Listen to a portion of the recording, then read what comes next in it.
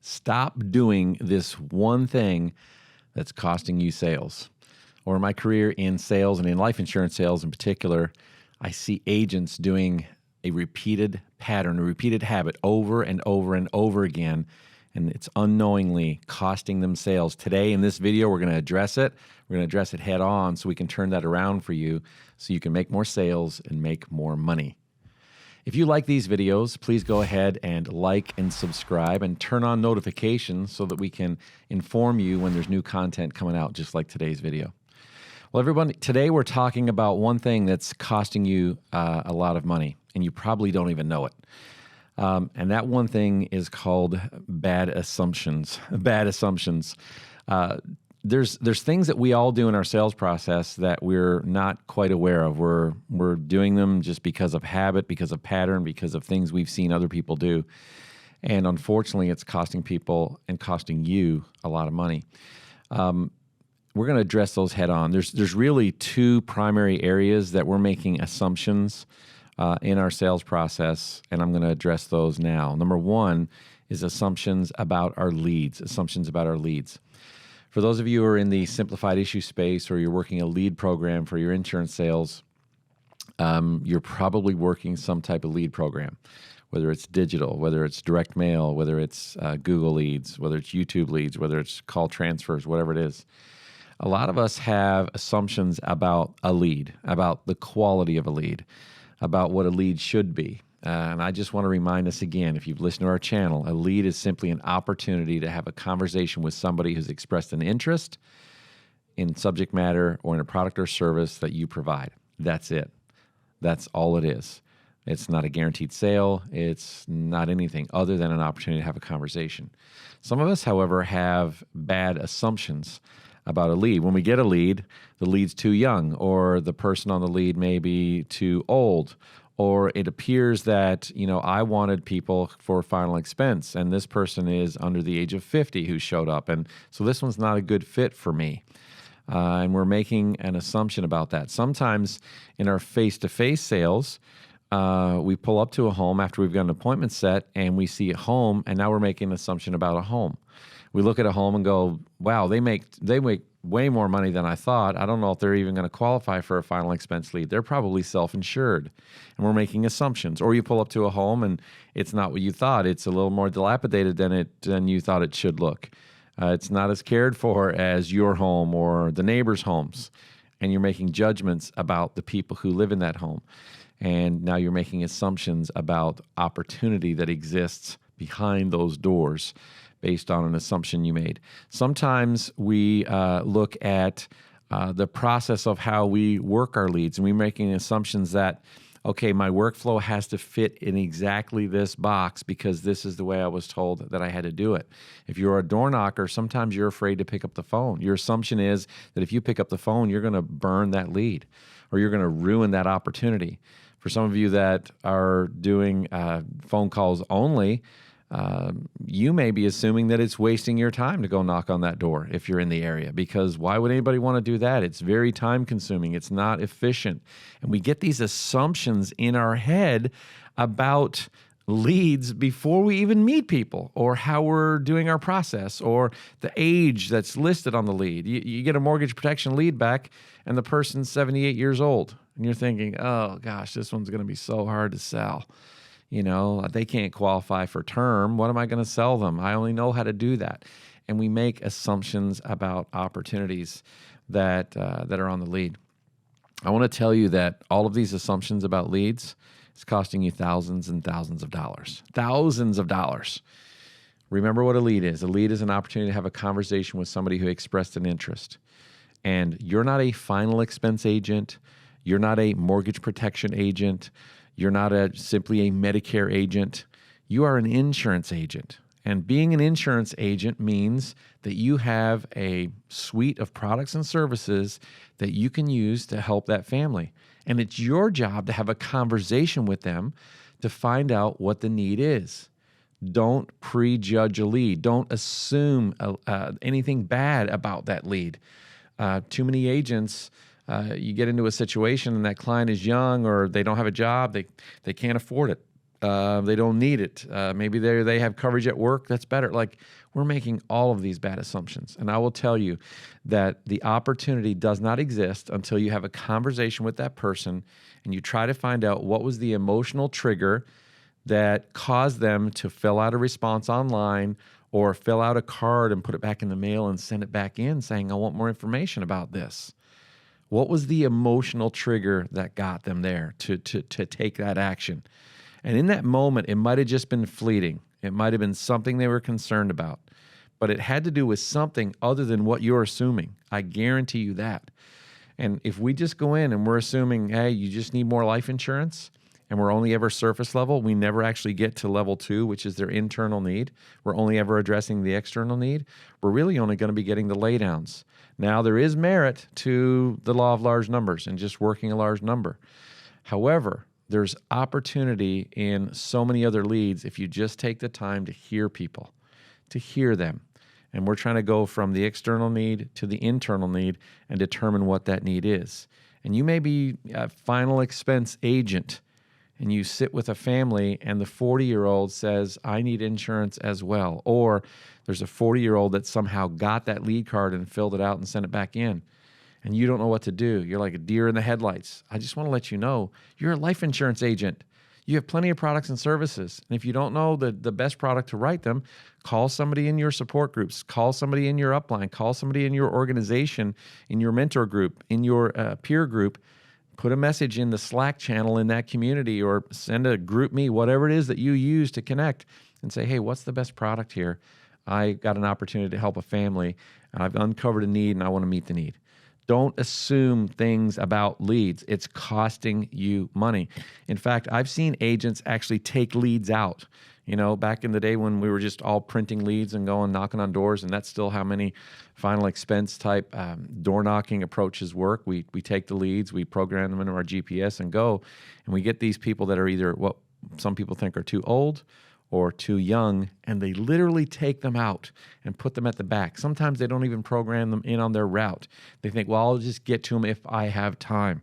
They minimalize those leads, they marginalize those, and they discount them that they don't have enough value.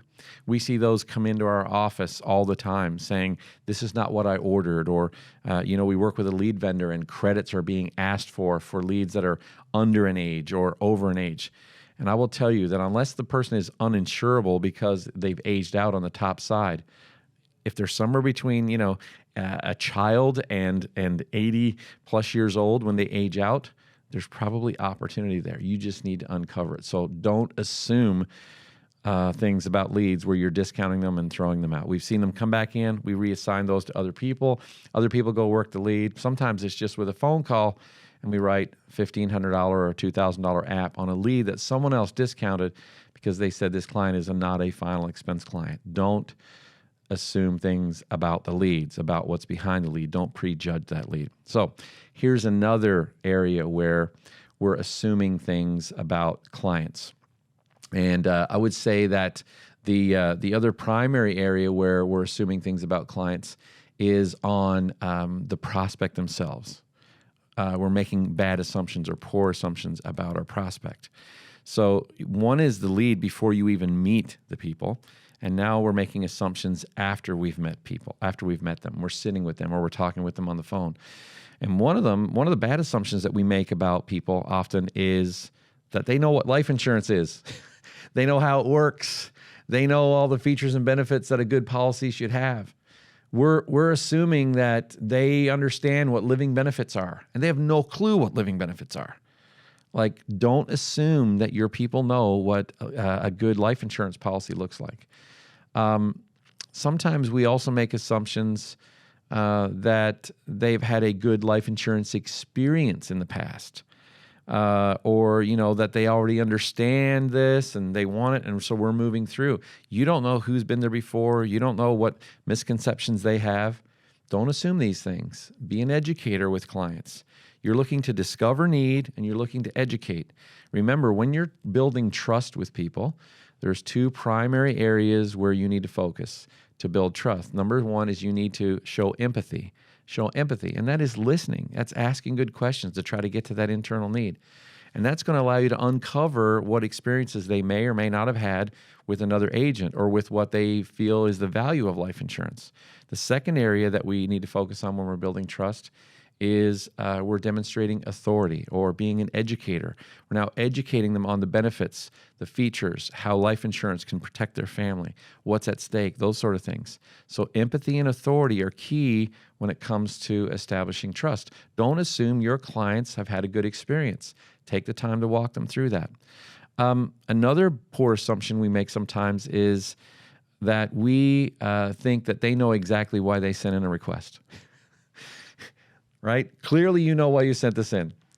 And I will tell you this, I've sat in so many homes and I've been on so many phone calls with potential prospects, and I'll ask them straight up, what did you have in mind when you filled out this card? Or what did you have in mind when you returned this response or when you responded to that form you saw online?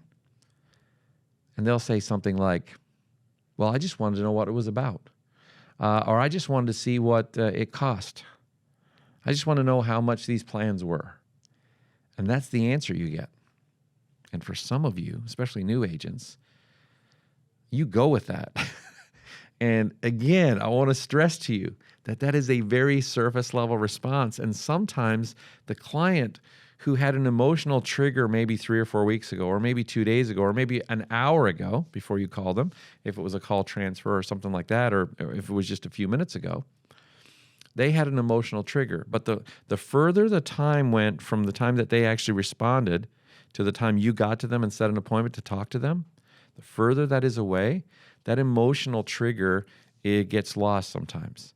And it's up to you, the advisor, the professional in this insurance and financial services career. If you're going to be a professional, a pro, it's your job to get back to what that emotional trigger was, that internal need. So don't assume that they know exactly why they sent in the request. You got to take some time with them and uncover that and find that out. A lot of agents, and I addressed this already, but a lot of agents assume that the prospect trusts them. Don't ever assume that the prospect trusts you. Take time with them to build trust, to build a relationship, to get to know their why, who their family is, who the beneficiary is, what they thought the need was that they need covered, and why that's important to them. A great question to ask in the middle of all this when you're building trust with clients, when they expose a reason as to maybe why they filled out that card, is to ask them if you could protect that. Would that be important to them? Yes. And then ask them why. Why is that important to you? Why is that important to you that you protect your family, or put some provisions in place that your family can stay in your home if you were critically injured, or if you became chronically ill, or unfortunately if you passed away at worst. What's in mind? You know, who's the most important people to you, and why is that important to you? Why is that important to you? That's a great question in building trust. Also, another poor assumption we make is that prospects and potential clients know what their budget is. Most don't. There's a reason why the average American spends 118% of their annual income. Did you know that? The average American spends 118% of their annual income. Some of you say, how do they do that? It's called credit. It's called credit cards. And we all overspend. The reason we overspend is because we buy things we want as opposed to just the things we need. We're living beyond our means, and we don't always have control or working knowledge in real time of what's going on with our budget. So as an advisor, it's also important for you to spend some time to talk with them about their budget, where this fits, and find out what an affordability level is for them. But you've got to go with a process on that. You can't just jump in because their wall will go up. You're trying to build trust so you can have that conversation about budget. But as a professional, once you start educating them, this is a part where you dive in and ask some questions and let them know this is what you do as a professional to ensure they're protected. Because you need to know what their income and expenses are and what you're trying to protect, what their liabilities are, and who they're trying to protect, and why is that important to them. So don't assume that they know their budget. Dive in and get some information about that. And one of the last areas that I think a lot of agents make assumptions that's costing us, that's costing you, that's costing them so much money, is that they assume that the client or the potential client knows what's at stake. They know what's at stake. You see, people will make a decision based on what they believe there is to gain or what there is to lose. What there is to gain or what there is to lose. We do that in everything in life that we buy and spend money on. What is there to gain? What is there to lose? And oftentimes people, actually statistically, it is proven and shown that people take action more on things that they might lose rather than things that they can gain. In fact, a study was done to show how they took a control group, both control groups. In the one control group, they said if you put in this much money, you could win this much. And they wanted to know how many people wanted to participate in that. Put in this much, but you could win this much, so an opportunity for gain. And they got the response. And then they took a mirrored control group, a same demographic, and they said, okay, if you don't take advantage, if you don't participate in this, you could lose some money that you already have. Which one would it be? The people in the second control group actually was overwhelmingly almost twice the response rate. People engaged in that because they thought they might lose something. They fought harder to keep something that they had rather than to give up $20 for something that they could gain, okay? So they fought harder to keep something they had so they wouldn't lose anything rather than to invest a little bit for a much bigger gain. And so if that control group is true in this scenario, it's the same thing in life when we make decisions. What's at stake in your client's life? What's at stake in your client's life? What's at stake for their family? If they were to pass away, or if they were to become chronically ill or chronically injured, what's at stake? What's at stake is the kids' Little League games, their college education, their mortgage payment, where they live, their weddings for their family, the well-being of a family to stay in the home that they just invested in for the rest of their life. And now your spouse has to live there perhaps without you for the rest of her life. How is she going to survive? How are your kids going to respond? Who's going to take care of them? These are the things that are at stake. What if there's no funeral plan in place? Who's going to be responsible for that? Have that conversation with your clients. Who's responsible if you don't take action on this? And do they have the funds? How are they going to come up with that money? Do you want them to be able to? Do you want them to have to do that if you didn't have it taken care of? And if they did have to do that, how would that make you feel, knowing that you could have taken care of it, but you didn't? These are conversations about what's at stake. So don't assume that your clients know what's at stake. All right? So assumptions about our prospect, that they know what life insurance is, that they've had a good experience with life insurance or previous salespeople in the past, and they know exactly why they filled in a request, that they trust you, that they know their budget and they know what's at stake. Don't assume those things. It's costing you thousands. So we'll end with this. Here's a few assumptions I do want you to make. Here's a few assumptions you should make with every sit, with every client call, with every phone call, virtual call, Zoom call, face-to-face presentation. Here's a few assumptions you should make. Number one, you should assume that your client wants information. That's why they filled out a request. They're not ready to buy yet, but they want information, and it's up to you to educate them.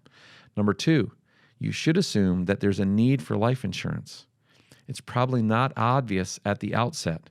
It's your job to get there, and you'll have to work for it. So an assumption is there's probably a need, there's likely a need, it's likely not obvious, and you're going to have to work for it. Assume that. Number three, assume that after you connect and present to them, that they will want you to help them. After you present and connect with them, that they will want you to help them. Assume that. That's how you gain trust, because you educate, you show empathy, and then that is reciprocated back to you, and they see you as the advisor. They see you as the professional in the space, and now they're looking to you to advise them because you've earned their trust. You've educated them. You've informed them. You've put them in a better place. And remember, our definition of ethical selling is to move people to a better place. And once you educate them, once you show empathy, once you demonstrate that you know what their need is and how your products and services can meet their need, they will trust you and they will want you to help them. Assume that. Also, you should assume that they have been waiting long enough to take action and that they shouldn't wait any longer. that they've been waiting long enough to take action, and they shouldn't wait any longer. There's no better time than the present to get this taken care of. So speak with a sense of urgency and authority in that. And then lastly, assume that you're going to fill out an application. I see way too many agents that go through the presentation, do their spiel, and then get to the end and are almost waiting for the client to say, yes, what's next? I want the application. How do I get this? You're almost waiting for permission to proceed. Assume that there's a need for life insurance. Assume that they want information. Assume that they want you to help them. And assume that they've waited long enough. And assume that you're going to start filling out an application. It's better for them to say, hold on a minute, there's more that I need to think about. I see that you're proceeding there with the application.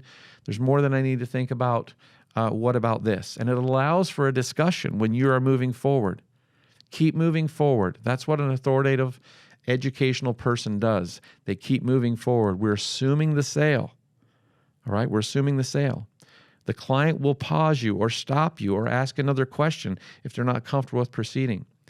But I will tell you, 8 times out of 10, your client is happy that you're taking control and leading them to the process because it's been an uncomfortable decision. They did not know quite what to do, and it took you, the professional, to sit with them, to educate them, to help them.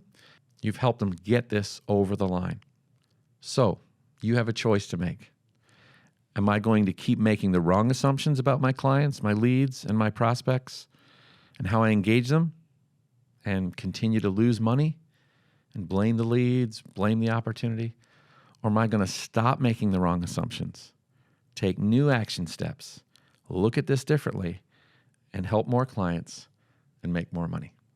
I hope you enjoyed this video today. Please like and subscribe. And if you've got any questions about assumptions, if you got questions about maybe some things that you're doing that you feel like are tripping you up and you'd like some information on that, or you'd like some help with that, reach out to us. Leave a comment below.